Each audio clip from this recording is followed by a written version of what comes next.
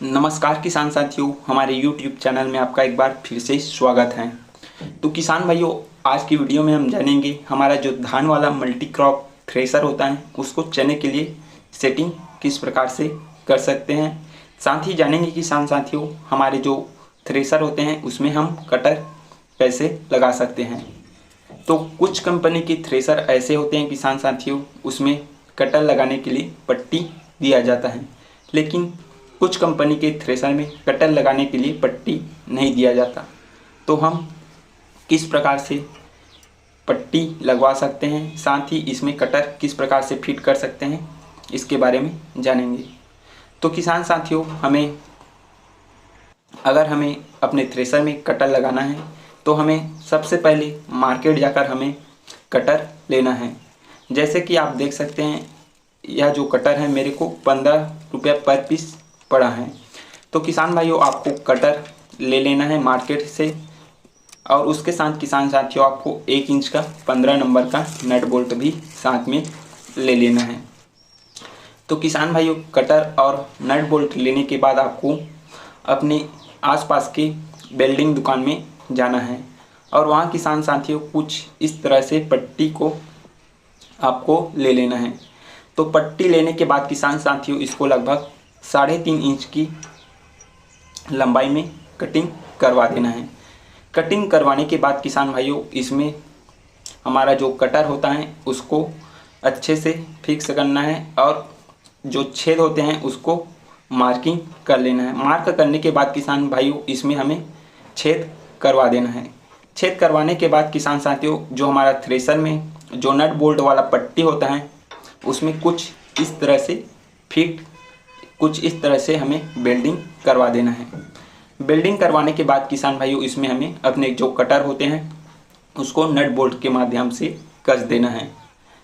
तो किसान भाइयों कुछ इस प्रकार से हमें कस देना है अपने कटर को। तो किसान भाइयों, आप एक लाइन में 3 से 4 कटर लगा सकते हैं। ये जो हमारे पट्टी होते हैं उसमें लगभग, ये जो हमारी पट्टी हैं उसमें आप 3 से 4 कटर एक लाइन में लगा सकते हैं। कुछ इस तरह से किसान साथियों सभी पट्टियों में कटर लगा देना है। तो किसान भाइयों, कटर लगाने के बाद हमें जो नट बोल्ट होते हैं, जो बड़े होते हैं, जो धान मिंजने के लिए हम बड़े किए होते हैं, उसको हमें छोटे कर देना है या निकाल देना है। उसके बाद किसान साथियों, यह जो हमारा चना वाला जाली होता है उसके पीछे की तरफ हमें जो पुराना टीना को फिट कर देना है। जैसे कि आप देख सकते हैं किसान साथियों, यह जो टीना है उसको मैंने काट दिया है, और उसको मैं कुछ इस तरह से पीछे की ओर तारों के माध्यम से इसको फिट कर रहा हूँ। तो ठीक इसी प्रकार किसान भाइयों, आपको चने वाला जो जाली होता है उसमें जो पुराना टीना होता है उसको काट कर कुछ इस तरह से आप इसमें फिट कर देना है। तो इसका फिट करने का कारण यही है किसान साथियों, जैसे कि आपने देखा होगा, जो केवल चना गेहूं वाला थ्रेशर होता है उसका जो ड्रम होता है वह काफ़ी छोटा होता है, और उसमें जो सूखी फसल होता है काफ़ी अच्छे तरीके से निकलता है। उसमें जो भूसा होता है वह काफ़ी बारीक भी निकलता है।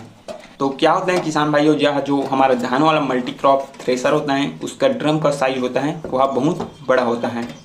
तो अगर हम अपनी फसल को अंदर डालते हैं तो वह जल्दी से नीचे की ओर गिर जाता है, जिसके कारण किसान साथियों इसका जो भूसा होता है वह काफ़ी बड़ा बड़ा निकलता है। साथ ही हमारा जो फसल होते हैं उसमें दाल की समस्या भी आती हैं, यानी चने होती हैं वह दाल भी टूट जाता है।